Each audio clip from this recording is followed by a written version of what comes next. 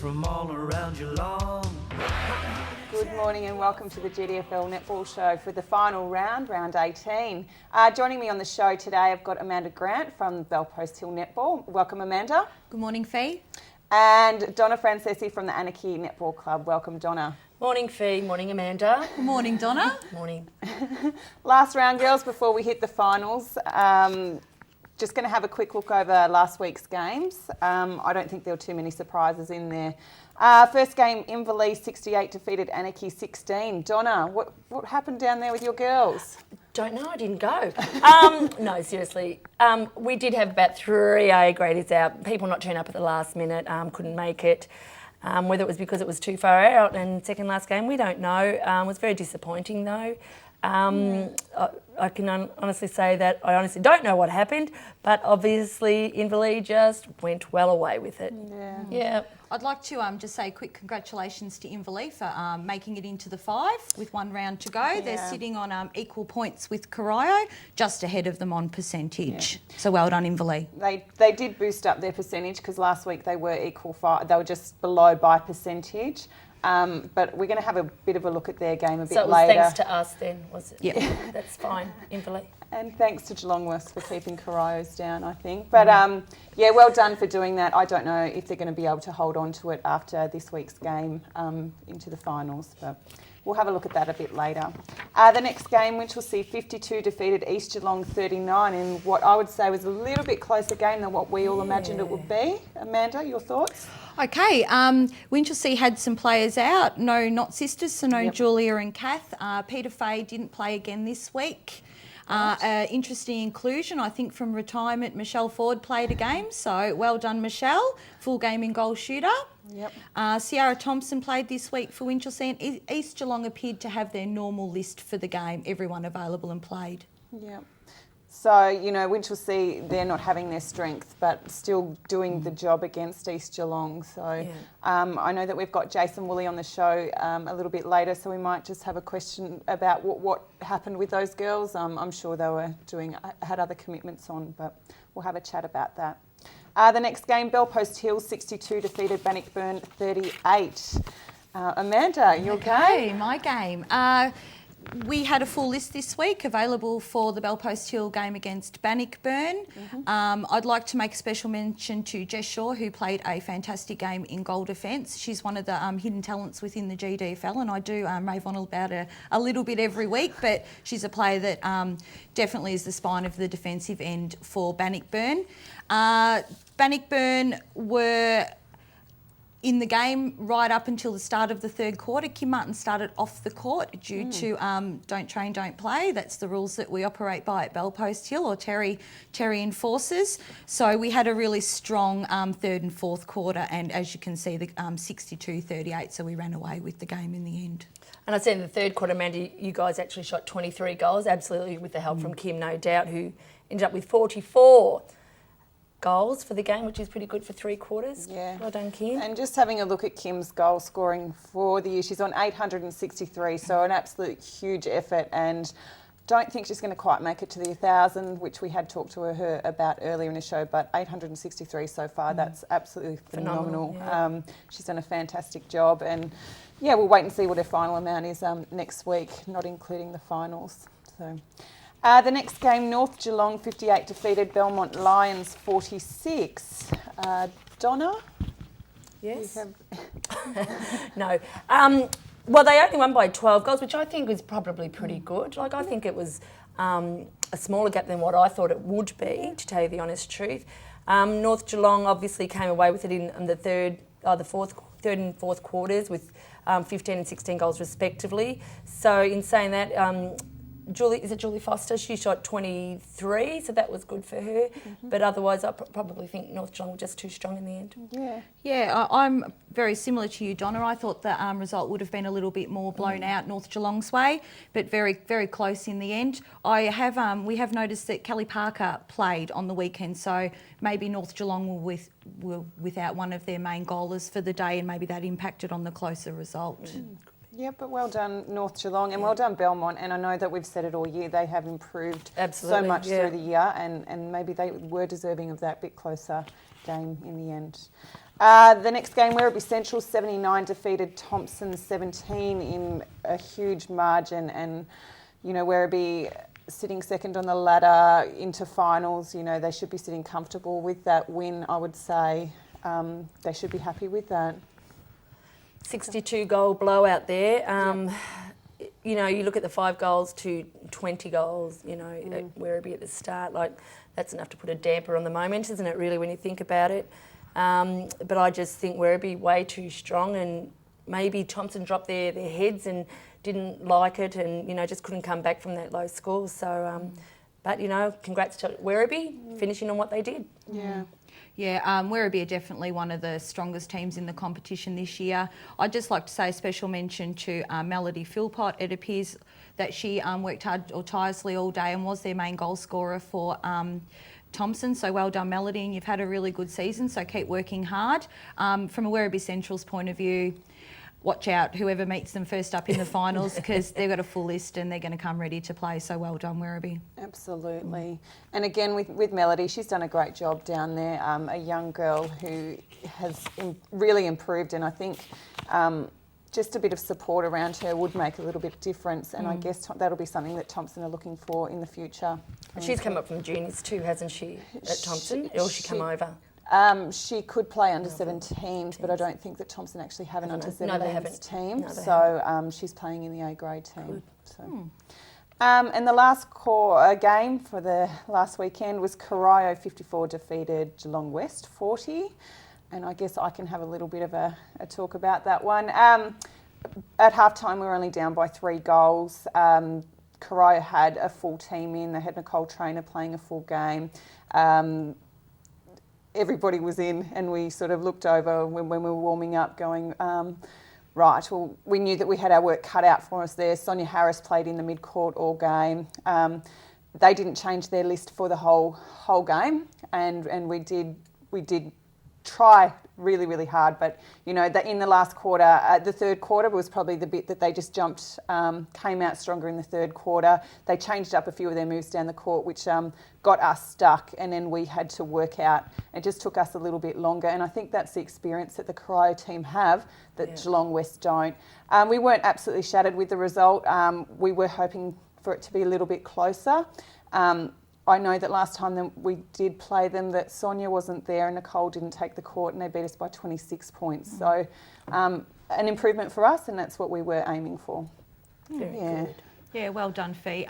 Corio have very, very experienced lineup once Sonia and Nicole are on the court, and they control every aspect of it. They work really hard with their systems and their team rules on the court, and I think that's evident from the result on the weekend. But well done to Geelong West. What a great turnaround from earlier in the season. Absolutely. And I see Nicole Traynor was 29 and Tammy Aldridge was 25 goals respectively. Yeah. But Robin Giles also 26 goals, so she must have been really pleased with her effort too, Fee. She had an absolutely fantastic game, even down the court as a goal attack. She played really well.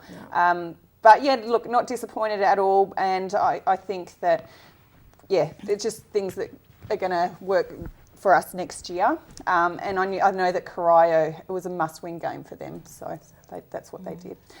All right, we'll go to a break now, and we'll see you next segment.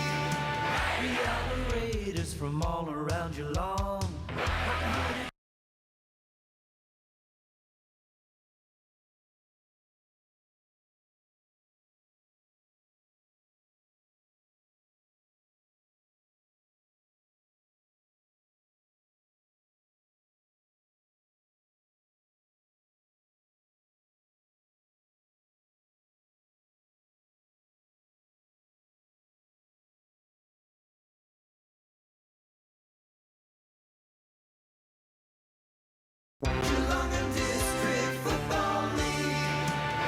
Good morning and welcome back to the GDFL Netball Show. Joining us today we have Jason Woolley from the Winchelsea Netball Club. Welcome, Jason. Thanks for having me on board. Not a problem at all. Just having a look, you guys are still sitting top on the ladder, undefeated. Is it your aim this weekend, obviously, to get another win and go through undefeated for the season? The aim wouldn't necessarily be to go through the season undefeated, but you just aim to win every game that you're part of. So if that happens to be a byproduct of that, then we'll definitely take it. Yep, yep. And last weekend against East Geelong, probably a closer result than what has been in the past in some of, like all of your games probably. You know, having these people coming in and out of your team, how does that disrupt them? How does that, you know, the changes? Oh, it's not too bad. I mean, look, on Saturday was the VNL Grand Finals. Yep. So we were lucky enough to have the Knots and who were playing for Genesis and Nat Tomasini on the opposition. So there's 3 players that automatically go out. So that was congratulations to them for that effort, as well as the Hume City under-19s who were playing very early.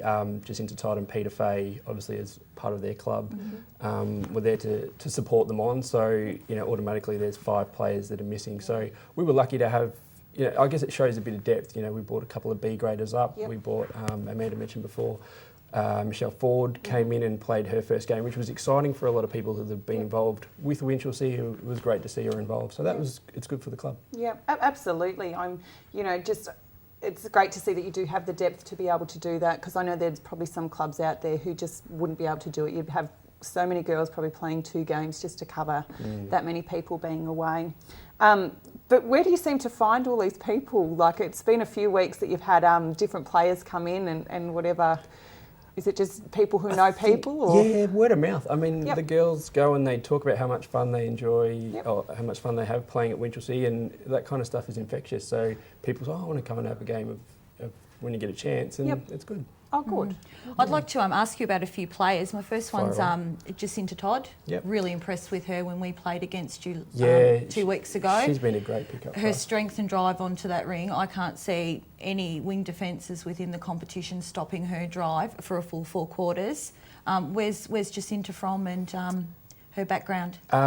She's been playing at Hume City Falcons as well in the championship team, probably coming towards the end of her career there, so to get some extra game time up, and obviously she knows a lot of the girls, so she was really keen to get involved, and once we got her down there, you know, people like Angie Mawson get in her ear and it becomes a great culture. And they love it, they have a really good time, so she's been great, and as you say, she is a great link for us with, you've got Julia and Renee sort of in between that, so she helps bring that together.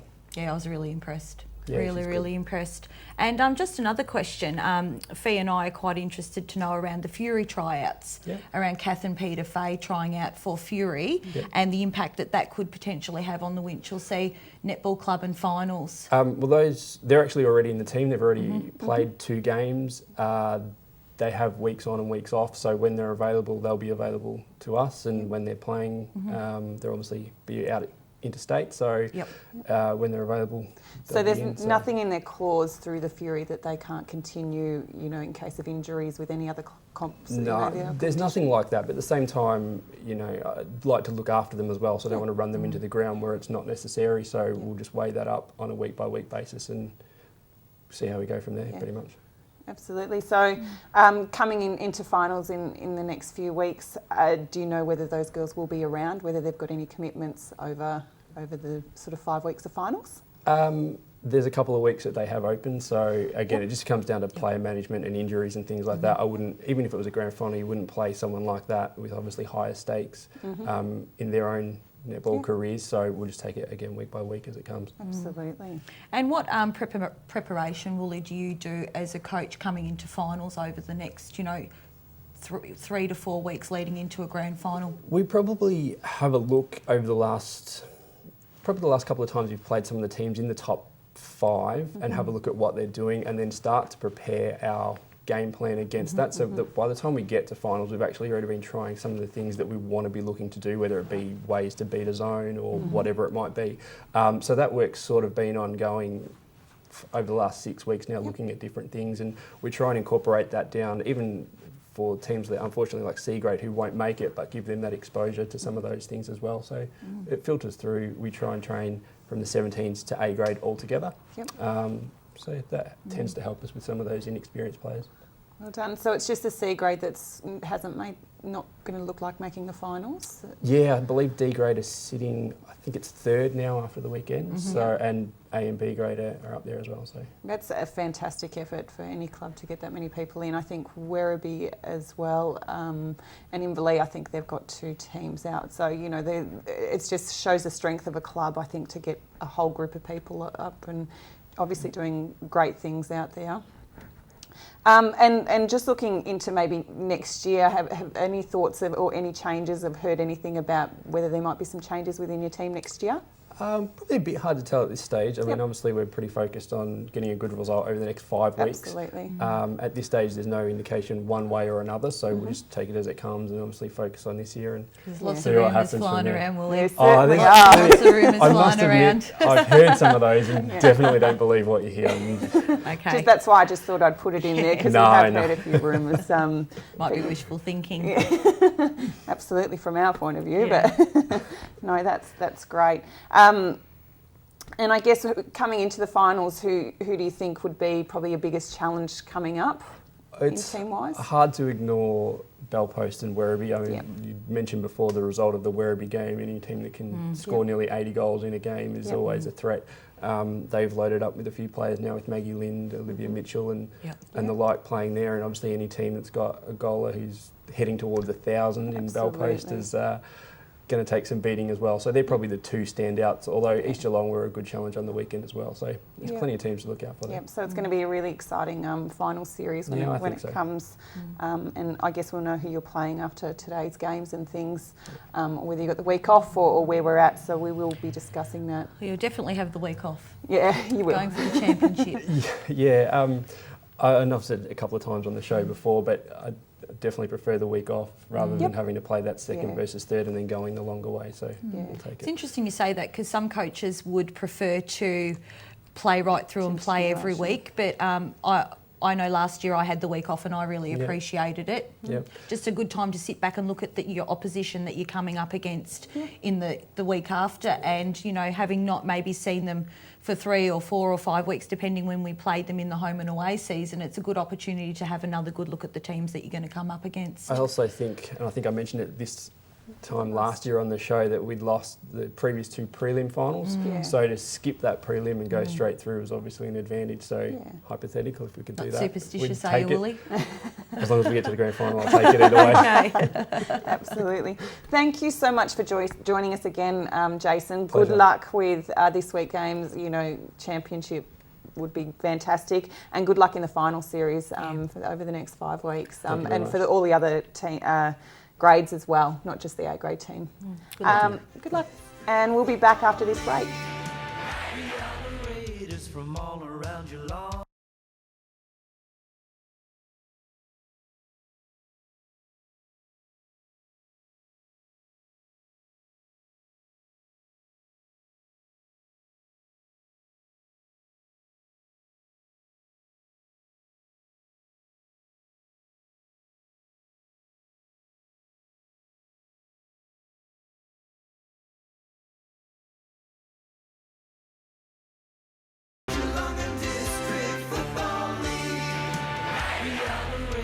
From all around your lawn. I'm here to tell you how football is strong. Good morning and welcome back to the GDFL Netball Show. Going to have a quick look at round 18 games that are played today. The first one, Anarchy versus Corio. Donna. Yes, they do play Corio. Yeah. No, we do play Last home game last home game, urging all the girls to get there today would be fantastic. Look, I'm hoping that the A-grade girls will really put it up to Corio. It seems like it is their last game and it is at home. But in saying that, probably, we'll try our best. Yeah. I tip Corio for a win, and Donna will say, of course you do, Amanda. Of course you do, Amanda, again. I think Sonia Harris and Nicole Traynor will both play this week, not leaving anything to chance, ensuring their spot in 5th spot in the finals. Yeah, I agree. I think Corio will again play their strongest team. They will slip up into 5th spot just because of the game that Inverleigh has, which we're just about to talk about, which is the Winchelsea versus Inverleigh. So Inverleigh need to win this one to stay in the 5. Winchelsea undefeated. Amanda, your thoughts? Tough draw Inverleigh. I hope in the next couple of years you get a little bit of a more lenient draw. You've had to work really hard all year. Unfortunately, I can't see you getting over the top of Winchelsea, but good luck anyhow on the weekend. Yeah, and I'm the same with you, Amanda. I'm tipping Winchelsea, of course, but don't be disheartened by it and play your best and have fun with it the last game. Yeah. Look, I think it's really unfortunate that Inverleigh haven't made the finals. I think they're quite deserving of it this year. I think Winchelsea just too strong, and I think they're too strong for pretty much most of the competition here. So bad luck, Inverleigh. The next game, Werribee versus Belmont. Donna? Yeah, well, after Belmont's game last week, this could be closer than what we think. I mean, I know Werribee will go away with it, but in saying that, after last week's game with Belmont, I hope they really step up to the plate and give it all they've got. Yep. Yeah, Werribee Centrals for me, once again too strong. Belmont Lions, well done on a successful season. You've pushed some teams and had some wins this year, so but unfortunately, Werribee Central's too strong this weekend. Yeah. I'm agreeing with that. Werribee coming into the finals, I think they're just going to keep holding on there, and they'll be in second position at the end of today. Next game, Thompson versus Geelong West. Our last game, an away game for us. Look, we're definitely hoping to go away with wins in all the grades for our last game, which I'm sure the girls would be extremely happy with, especially our D grade, who, if they win this week, could most possibly make the finals there, and that would be huge for us down at Geelong West, I can tell you. So we're definitely behind them, but I think that we can beat Thompson. We beat them earlier this year, and I think that we can do it again. I think Geelong West to win this game. I've seen 3 big improvers within the competition this year that have shown a lot of growth and development within their teams, and Geelong West is one of them, Bannockburn and Inverleigh, and I think Geelong West will finish strong with a win. Thanks, Amanda. And I'm going Geelong West too, and if you don't win, then I'll shout you a drink at the end of next week's show. Just one though. Just one, yeah. No, look, I think that we'll be able to do it, and the form that Robin's coming in, especially after her last week's game against Corio with the 26 goals, she has just stepped up in the second half of the season, and I know that that's been our stronger part of the season. The next game, North Geelong versus Bellpost Hill. Amanda. Okay, North Geelong are a team that Bellpost Hill have always had close struggles with over the years, so I'd expect this to be a evenly contested game for quite a period of time, maybe up until about half time. Sylvia Luco usually takes Kim Martin in the goal ring, and that's always a really good contest to watch the two of those. But of course, I tip Bellpost Hill this week for the win. Yep. And has Kim turned up for training this week, Amanda? Yes, she was there Thursday night. So she'll be on from the first quarter? She will be on, she will. Excellent. Well, I'm sure if Kim puts the goals in that she can, and we know she will. But as you said, Sylvia's a really good defender. But I'm hoping for a Bellpost Hill win. Yeah. I think that Bellpost Hill will take away the win. I don't think that Kim's going to make it to 1,000. I think it's 100 and something goals. But, absolutely fantastic effort. But, yeah, I think it'll be Bellpost Hill, and they'll be in third position after today. And the last game that we've got is Bannockburn versus East Geelong. Amanda? I'm going to go out on a limb here, and I'm going to tip Bannockburn by 2 goals against East Geelong. Why? I watched Bannockburn on the weekend, and they were even with us up until half time. They played some really, really good netball, and a lot of it had to do with the Kim Martin impact once she come on the court and the impact that she made. So I think Bannockburn will push East Geelong all the way and take the points. And whereabouts is it today? It's at Bannockburn. It is at Bannockburn. I think I'll go with you too, Amanda. I think I will tip Bannockburn. I think this is going to be a good round. Good round this game. And even though East Geelong have really improved and they have been stepping up to the plate, I think Bannockburn might just come away with the win today. I'm going to go against you guys. You I think Amanda, last week when she tipped Geelong West by 2 against Corio, You believed, didn't you? I did believe. I think it may have been a little bit of a curse. I think that East Geelong... Curse. I think that East Geelong will get the win. I think it's going to be an absolute fight for the whole 4 quarters, and I think that's going to be a really exciting game to watch, and I guess we'll have a chat about it next week before finals. But good luck everybody today in the game. Thank you girls for joining us today. Thank you. Congratulations on a great season, everybody, and good luck for those playing in finals in the next few weeks. Yes, and ditto.